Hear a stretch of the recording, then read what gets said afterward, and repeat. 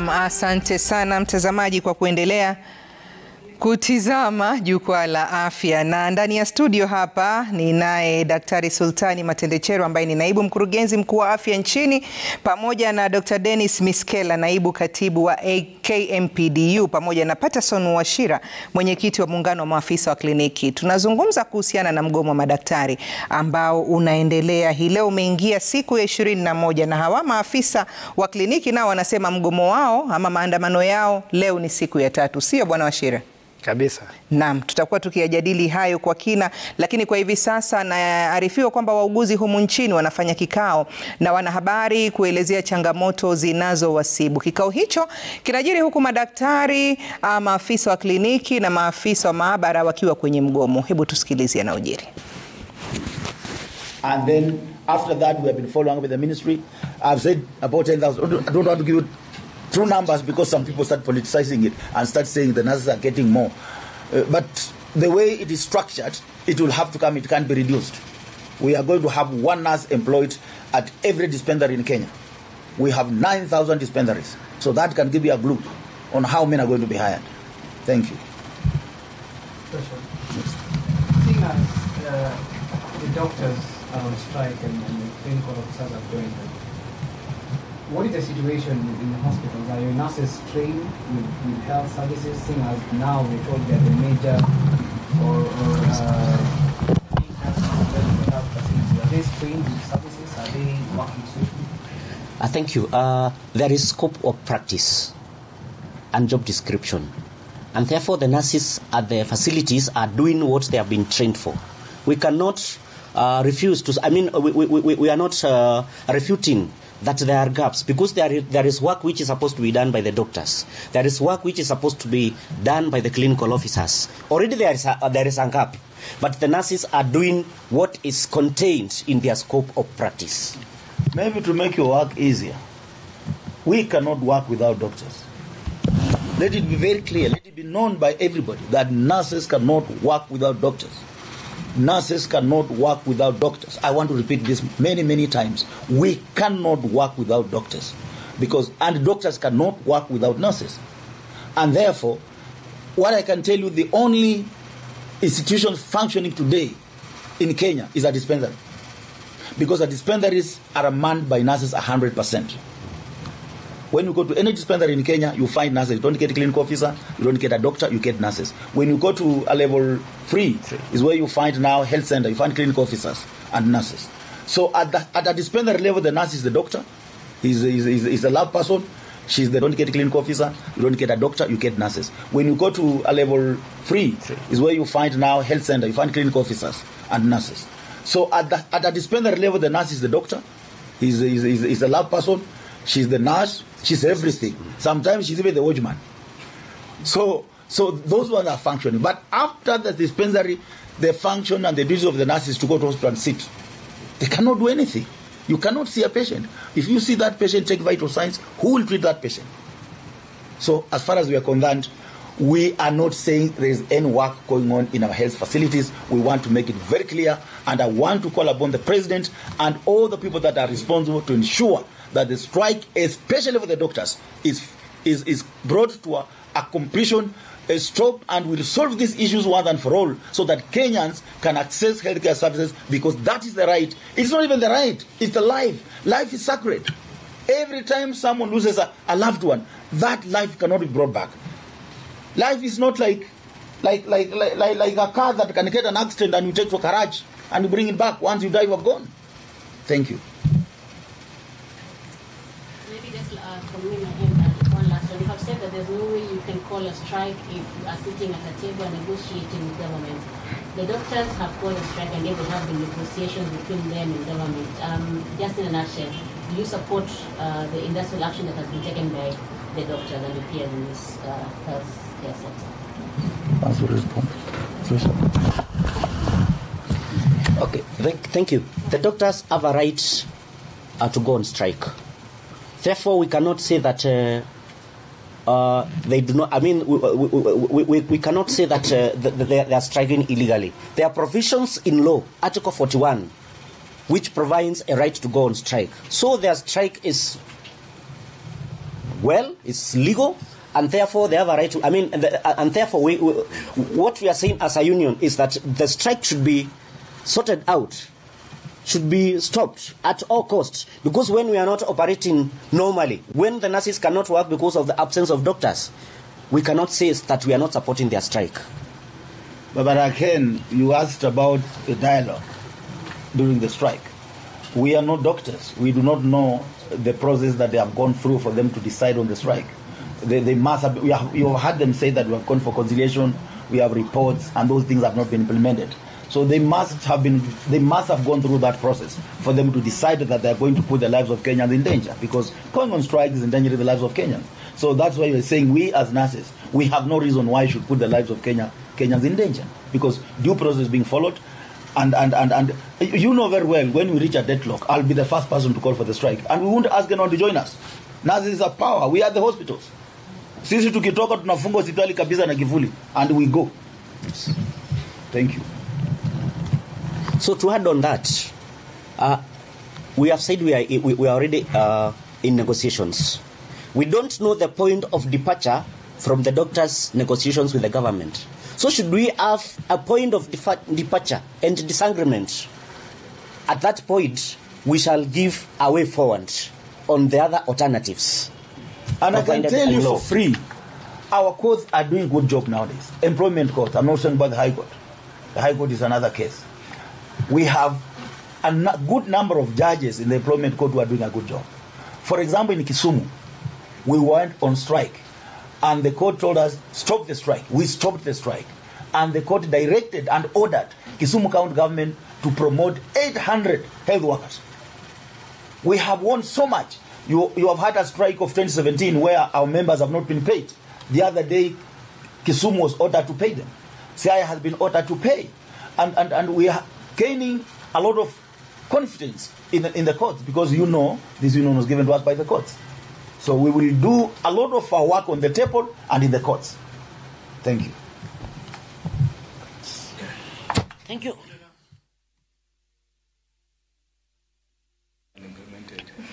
Naam, ni muungano huo wa wauguzi hapo ukitoa kauli yao kuhusiana na mgomo wa madaktari na maafisa wa kliniki ambao unaendelea, ikiongozwa hapo na katibu mkuu wa muungano huo Seth Panyako. Daktari Miskela, kauli moja tu kuhusiana na kikao kile. Nimefurahi kwamba Bwana Seth ameeleza waziwazi kwamba katika sekta ya afya kuna 42 cadres, yeah? Na kila mtu anafanya kazi yake kuhakikisha kwamba binadamu mgonjwa amepona. Kuna kazi ya daktari, kuna kazi ya maafisa tabibu, clinical officers, kuna kazi ya nurses, na kuna mtu anaweza fanya kazi ya mwingine, na bila mmoja hii kazi haiendelea. So kwa sasa vile madaktari hawako, maafisa tabibu walikuwa kazi wakapata changamoto. Vile hawako saizi, hata nurses walikuwa kazi, wauguzi bado kazi haitafanyika. So ni muhimu kwamba mambo ya afya kwa ujumla izingatiwe, serikali iangalie jinsi wanavyoweza kuimudu. Sababu kila wakati kama leo hii, kama madaktari turudi kazini, then hata maafisa tabibu warudi kazini na nurses waamue kutoka, bado hujasuluhisha. Maafisa wa laboratory saizi, maabara wanataka kwenda strike, wakitoka hatuwezi fanya kazi bila yao. So ni muhimu sana kwamba serikali ikae chini jiulize vile jinsi walivyogatua mambo ya afya.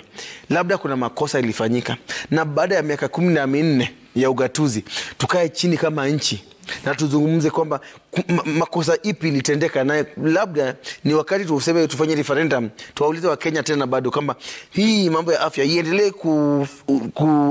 kugatuliwa ama irudishwe kwa national government, waweke ile health service commission.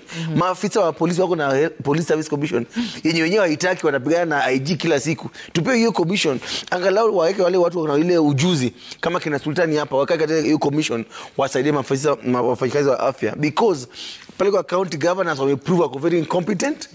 Wale MCAs wameprove hawajielewi. Leo hii governor anakuja amenunua ambulance 5, hospitali hakuna generator. Huyu akikuja anajenga hospitali, hakuna mfanyikazi wa afya ndani yake. Huyu akikuja ananunua mashine ya x-ray, hakuna mtu wa kusoma hiyo picha kishapigwa. So every governor is just doing their own crazy things. We can't have 48 ways of running healthcare in one country. Dr. Sultan, watu walikuwa na matumaini makubwa kwamba iwapo huduma hizi za afya zitagatuliwa basi mambo yatakuwa mazuri. Wewe kwa upande wako ukiangalia, manake hata wewe kwa wakati mmoja ulikuwa uko upande ambao kina Dr. Miskela wako. Hivi sasa umeingia serikalini, unajaribu kuweka mambo sawa. Je, serikali za kaunti zimefanya vile inavyotakikana katika kuhakikisha kwamba huduma za afya ziko sawa na maslahi ya madaktari yanashughulikiwa? Asante sana Jamila, na kwanza ningependa kukushukuru kwa kunialika. Sorry Mwanahamisi, nachanganyikiwa kidogo hapa. Ninashukuru sana kwa mwaliko ili tuweze kujaribu kuangalia jinsi tunavyoweza kutatua lile janga ambalo limetukumba kama nchi. Na tunataka tutumie jukwaa zote ambazo ziko at our disposal ili tuweze kutatua. Ningependa tu kusema kwamba sasa imepita siku 21 madaktari wetu wakiwa kule nje kwenye barabara badala ya kuwa kwenye hospitali wakihudumia wagonjwa, na hiyo inamaanisha kwamba sasa wagonjwa wanapata matatizo sana, wanapata shida, hawawezi kupata matibabu. Wameweza hata pia wenzetu wale maafisa wa kliniki wameweza pia kujiunga na madaktari ambapo sasa tena wameongezea ile shida ambayo iko kwenye facilities zetu, na kwa kweli hiyo imeleta shida sana kwa wagonjwa. Lakini kutoka kwa upande wetu kama serikali ya kitaifa, sisi tumejitolea kwa kauli moja sisi sote, na hata sasa hivi mambo mengi sana yameweza kusimamishwa ili tuweze kuangalia jinsi tunavyoweza kuafikiana na madaktari na hata wahudumu wengine wote wa afya ili tuweze kurudisha ile hali ya kawaida, wagonjwa waendelee kupata huduma. Ningependa kuambia kwamba kwa zile yale madai ambayo yaliweza kutolewa na madaktari 22, mimi nilihesabu mpaka 22, ingawa nimeona kwamba kuna wale ambao wanasema ni 19. Ni kidogo sana ambayo yanaguza serikali ya kitaifa. Mengine pia yanaguza serikali za kaunti, mengine yanaguza serikali zote mbili. Na kumbuka kwamba katika ile kiwango cha serikali ya kitaifa kuna pia zile hospitali za rufaa ambazo pia tunazidi kuzungumza nao kwa karibu. Tunaweza kuhakikisha kwamba tuko kwenye ukurasa mmoja. Kwa hivyo ningependa kusema kwamba kwa ile madai ambayo inahusu serikali ya kitaifa, mimi nakuambia Mwanahamisi, tumeweza kuangalia na tumetatua 100 kwa 100 yote. Dr. Miskela, unakubaliana? Ndio, ngoja kidogo. Ndio, tunaweza kuwa labda kuna moja ama mbili ambayo hatujatatua kwa ile expectation ambayo inatarajiwa, lakini hata tukienda moja utapata kwamba upande wetu tumeweza kujaribu sana zote, isipokuwa labda moja ama mbili ambayo bado tunajaribu kuona jinsi tunavyoweza kutatua, imeweza kutatuliwa. Kwa hivyo kwa upande wenu mnasema kwamba hayo matakwa yako sawa, kisheria pia yako sawa. Kuna yale ambayo hayatuhusu sisi kama serikali ya kitaifa. Na wewe mwenyewe umesema kwamba sekta ya afya iligatuliwa. Iligatuliwa na katiba mpya. Kwa hivyo kuna madai mengine ambayo waajiri wa madaktari ni serikali za kaunti. Kuna hata mengine ambayo waajiri ni serikali za hospitali za kibinafsi. Kuna madai ambayo yanaguza hospitali ya Nairobi Hospital ambayo ni serikali ya kibinafsi. Kwa hivyo kuna waajiri tofauti ambao wanashughulika, na sisi tumeambiwa kwamba tuhakikishe yale ambayo yanaguza serikali ya kitaifa tunaweza kuyaprogress. Kitu kingine ni kwamba mikutano yote ambayo imeitishwa tumekuwa pale yote bila kukosa hata moja. Hata jana tulikuwa kwenye conciliation meeting ambayo iliitwa na yule judge wa mahakama kuu ambaye alisema tukutane tuweze kuafikiana. Kwa hivyo sisi kitu ambacho tunaomba ni kwamba hata tukiendelea kutatua, kwa sababu haya mambo tunaweza kuyaweka katika 3 categories. Kuna yale ambayo yanahitaji ufumbuzi wa muda mfupi, kuna yale ambayo yanahitaji ufumbuzi wa muda wa kati, na kuna yale yanahitaji suluhisho ambayo itachukua muda mrefu. Yale ambayo yanahitaji ufumbuzi wa muda mfupi tayari tumeshaanza kuyasuluhisha. Yale ambayo yatahitaji muda kidogo, kwa sababu mengi hatuwezi kusuluhisha tu leo, tunaanza kufanya leo na tunamaliza. Tuendelee kujadiliana jinsi tunavyoweza kuyafanya. Lakini hata tunavyoendelea kujadiliana, turejeshe huduma ili wagonjwa waweze kusaidika, kwa sababu hawa wagonjwa hawana na hawaelewi ni kitu gani ambacho kinapiganiwa. Hawa hata wanapigwa tu. Jana nilikuwa natazama runinga na nikaona sana wale relatives wa wagonjwa wanahuzunika sana. Hata ukiwaangalia hawana la kufanya. Kwa hivyo nikasema badala tuanze kuwatwika hawa mzigo, sisi wenyewe tuchukue huu mzigo, tukae chini, kwa sababu sisi sote ni colleagues. Tuweze kuangalia jinsi tunavyoweza kutatua haya mambo hata tukiendelea kupeana huduma. Hiyo ndio kitu mimi ningependa tu kuomba wenzangu, kwamba tujaribu kuzingatia, tuone kwamba hawa wagonjwa wasiendelee kuumia. Lakini sisi tumejitolea 100%. Sawa, serikali imejitolea 100% kuhakikisha kwamba matakwa yenu yale ambayo yako katika uwezo wao yanatimizwa. Kwa nini hamwezi kurudi nyuma na nyinyi mkamwangalia huyu mwananchi wa kawaida mkasema serikali angalau imetupatia sikio, wacha tukiwa tunasubiri haya mengine yatatuliwe, wacha turudishe huduma? Ni kitu gani kinakuwa kigumu sana kwenu? Ndio ukisikiza mwenzangu wanapoongea ndio unagundua kwamba there lies the problem. Hapo ndio kuna shida, ile jinsi serikali inavyo approach hii maneno. Kwa mfano, Daktari Sultani anaposema kwamba sisi kama serikali ya kitaifa tumefanya pande yetu, hiyo ingine ni ya gatuzi. Hapo ndio shida iko. Wakenya walichagua serikali moja ya Kenya Kwanza na rais moja, Rais William Ruto. Na promise yake ya healthcare ilikuwa yake kama Kenya Kwanza. Hakuna siku alifanya mkutano akasema wewe county wewe sema yako, governor sema yako katika hii ruwaza ya Kenya Kwanza. Alisema mambo ya afya atawapatia universal health coverage as Kenya Kwanza. Alisema siku ya 100 kwanza ataandikisha 20,000 healthcare workers as Kenya Kwanza. So leo hii madaktari ama wafanyakazi wa afya wakienda katika county nawaambia hapana, pesa imekwama national. Leo hii wafanyikazi wa afya Kirinyaga County walilipwa mshahara mwisho Januari, na wameandika barua nitakuonyesha hapa katika tukienda break, akisema kwamba mshahara imechelewa juu hujapata pesa kutoka national. Wanasema watu waende national tafute pesa huku. Tukienda kwa Sultani National kutafuta pesa ama usaidizi, wanaambia sisi yetu tumefanya, nyinyi fanye, endeni kwa county. Ni kama mtoto mwenye amepata katika ile familia ama nyumba yenye watu wamefanya talaka. Akienda school fees kwa baba, baba amtuma kwa mama. Akienda kwa mama, mama anatuma kwa baba. Hiyo kutupwa ndio imekasisha wafanyikazi wa afya. Ya pili, kabla uende huko, nilikuwa nataka nimuulize Dr. Sultan. Wakati sasa mkisema kwamba nyinyi mumefanya jukumu lenu, lakini county ama pengine hospitali za kibinafsi hazijajukumika, mnataka huu daktari aende wapi na nyinyi ndio serikali? Sasa asante sana Mwanahamisi. Kile ambacho ningependa kusema ni kwamba nilikuwa namaanisha kwamba mimi sina tajriba ama uwezo wa kuzungumza kwa niaba ya serikali za county ama hospitali. Lakini unafaa ujue, manake wewe ndio uko pale, wewe ndio kiongozi. Unafaa ujue huyo amefanya jukumu lake. Najua, lakini sasa siwezi kuongea kwa niaba yao. Unajua serikali za county ni serikali tu kama serikali ya kitaifa. Sisi hatuwezi ingilia pale. Ukiangalia katiba inasema kikamilifu kwamba hizi serikali ziko interdependent. Hakuna independence, hakuna dependence. Kwa hivyo mimi najua wakati tunakaa ninaona kwamba ngoja kidogo, ninaona kwamba wanasema tumeambiwa kwamba hata kuna mambo mengine ambayo county zimeweza kufanya. Lakini sasa siwezi kusema kwa uhakika kwa sababu ni kusikia tu. Kile kitu ambacho kingetakika kufanywa ni kwamba county wenyewe wajiongelee, waseme kwamba tumefanya hili. Kama sasa najua ile maneno, kuna jambo moja ambalo muungano wa madaktari wanasema hawana bima.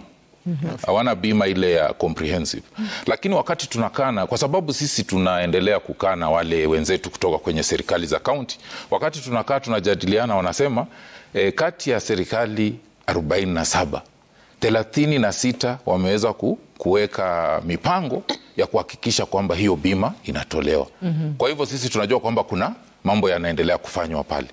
Kuna matatizo mengine ambayo sisi hatuwezi kujua kwa kina, lakini tunasema kwamba tafadhali, ili tuwe na ile harmony katika sekta, na sisi pia tukijaribu kusukuma na nyinyi pia mnajaribu kusukuma. Kwa hivyo hicho ndio nilikuwa nasema kwamba sina uwezo wa kuongea kwa niaba ya tuseme Nairobi Hospital for example, lakini ninajua kwamba wakati tunaendelea kuzungumza tunaweza kuhimizana kwamba tujaribu kuhakikisha kwamba sisi sote, kila mtu anafanya upande wake. Na hata ninaposema kwamba tunahitaji sana watu wakae chini ili tuongeleshane, ili tuweze kusuluhisha haya mambo, sio tu nasema kwamba ni watu wa muungano peke yao.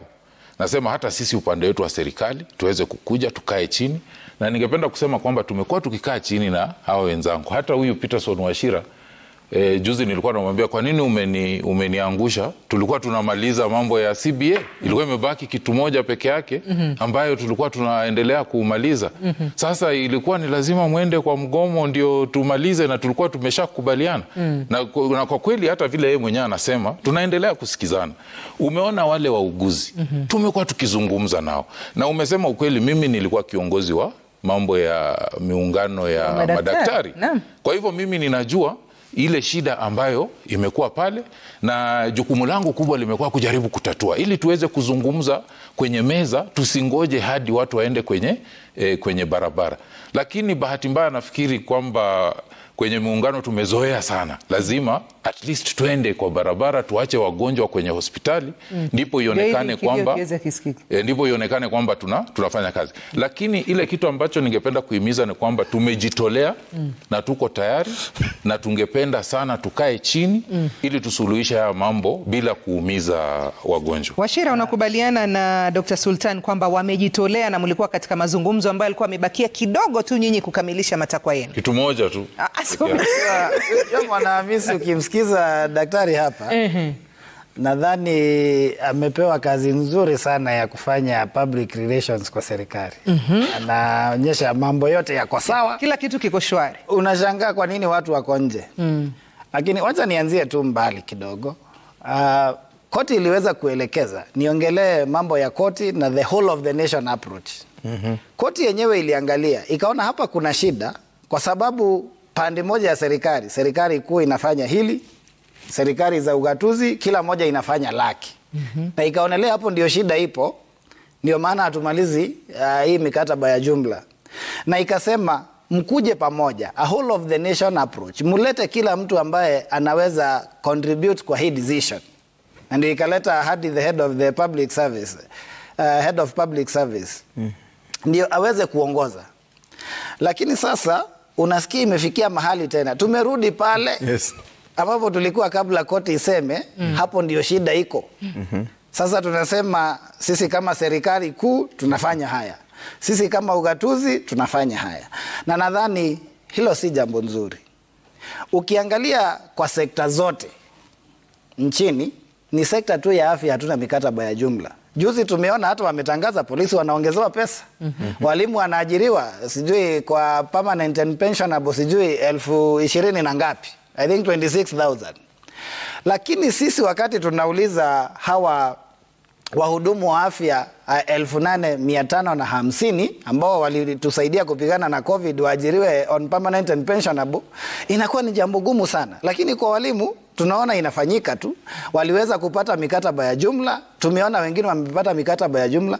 Mbona ni kwa sekta ya afya peke yake ndio tunapigana sana? Inamaanisha kuna shida. Na sisi tuliweza tukakutana na rais na tukamwambia hapa kuna shida sana, kuna disconnect. Serikali za ugatuzi zinasema hivi, serikali kuu inasema hivi, kuna mambo yanapotelea pale katikati. Na tukamwomba ya kwamba ukikuwa rais, tunakuomba weka ile presidential task force kama ile tuliona ameweka kwa security, kama ile tuliona ameweka kwa elimu. Ndio ikuje iketi sisi wote tuende pale, tuseme shida iko hapa. Governors wakuje waseme sisi tunaona shida iko hapa. Alafu ile kamati itoe resolutions na iseme ya kwamba ndio tuendelee vyema, ndio tusikuwe na hii migomo ya kila wakati kwa sababu labda hatuelewani, labda serikali hazifanyi kazi pamoja. Wacha tubadilishe sheria hapa, wacha tuweke mikakati hivi. Na baadaye tuliweza kuketi pale Kericho. Jambo moja, kwa sababu tulikubaliana pia shida yetu ni ya kwamba waajiri wetu wametawanyika sana. Tukasema ni vyema wakuje pamoja kama Association of Employers, ndio tukue tunajadiliana kwa pamoja, tusikue tunaambiwa tumalizane na serikali kuu, alafu tuende kwa serikali za ugatuzi. Ukifika pale wanakuambia bwana, wajua sisi ni 47, kwa hivyo wewe chagua unaanza na gani, alafu uende kila moja hadi 47. Na hiyo ndio imekuwa shida.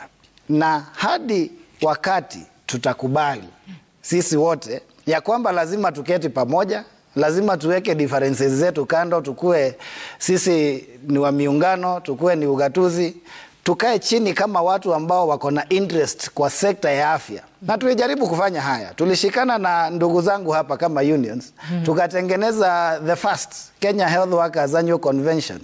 Na haya ndio mambo tulikuwa tunajaribu kuleta. Tukasema tumekuwa na shida sana kwa wahudumu wa afya. Na tukawaalika wote, tuliwaalika magavana, tulialika wizara, hata iliweza kufunguliwa na waziri aliweza kutumana. Tukimaliza resolutions zilisomwa na waziri wa leba mwenyewe. Tukaweza kusema tumekuja pamoja, tuko na resolutions ambazo zitatupeleka mbele, na tukapelekea rais, na ilikuwa part of the plan, ile plan ya health wakati huu. Lakini bado tunaona yale mambo tulikubaliana hayatekelezwi. Kwa hivyo ni muhimu sana serikali ichukulie afya kwa ule umuhimu ambao afya inafaa kuchukuliwa, ndio tuweze kusonga mbele. Kwa sababu hizi kesi mingi, haya maneno mingi, sasa afya imekuwa ni talk show. Kila wakati tunaongea tu, lakini watu wetu wanaongea. Wakiona hakuna mgomo wanasema afadhali mambo yako sawa. Lakini mkishaibuka tu hivi mkianza migomo yenu, watu wanasema kwani hili tatizo halijatatuliwa tu hadi sasa. Dr. Sultan, tukirudi utatueleza. Manake hawa wanaonekana kitu kikubwa ambacho wanakitaka pengine ni kuundwa kwa tume ambayo itakuwa inashughulikia maslahi yao, na pia jopo kazi ambazo zitakuwa zinawasaidia. Je, kuunda vyombo hivi kunachukua nini na ugumu uko wapi? Manake wanaona kwamba iwapo kutaundwa vitu hivi vitakuwa vinapaza sauti zao kwa kina. Utatueleza pengine ni kipi ambacho kinaonekana kuwa ni ugumu katika serikali kufanikisha hili. Mtazamaji, usende mbali, hivi punde tunarejea na mengi zaidi.